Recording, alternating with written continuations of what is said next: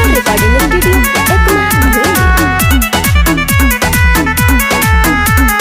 कैसे ते मिटा देबे भारत के संविधान रे, कैसे ते मिटा देबे भारत के संविधान रे।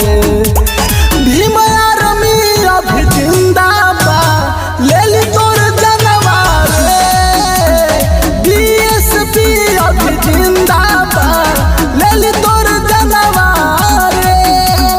कैसे ते हटा देबे बहुजन के आरक्षण रे, भीम आर्मी अभी जिंदाबाद ले ली तोर जनवार रे, बीएसपी अभी जिंदाबाद ले ली तोर जनवार रे।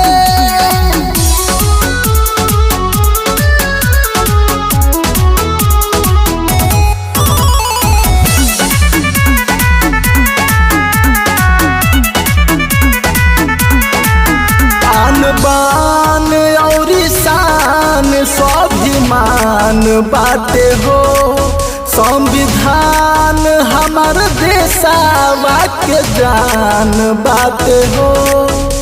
जय भीम। आन बान और शान स्वाभिमान बाटे हो, संविधान हमार देशवा के जान बाटे हो।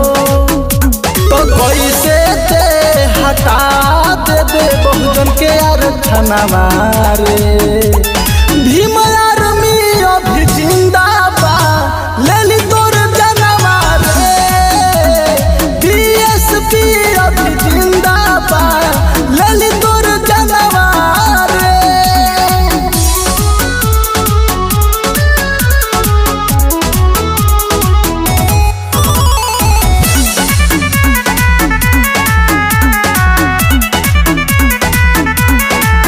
बाबा साहब चलते शासन पर शासन बाटे हो, सब बहुजन के जान तो आरक्षण बाटे हो।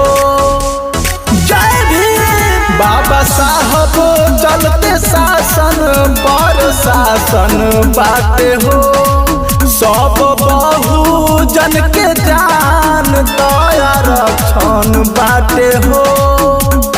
कैसे ते मिटा देबे बाबा साहब के नामवा रे, तभी आर्मी अभी जिंदाबाद ले ली तोर जनवार रे, बीएसपी अभी जिंदाबाद ले ली तोर जनवार रे। संघर्ष म्यूजिक डिजिटल रिकॉर्डिंग स्टूडियो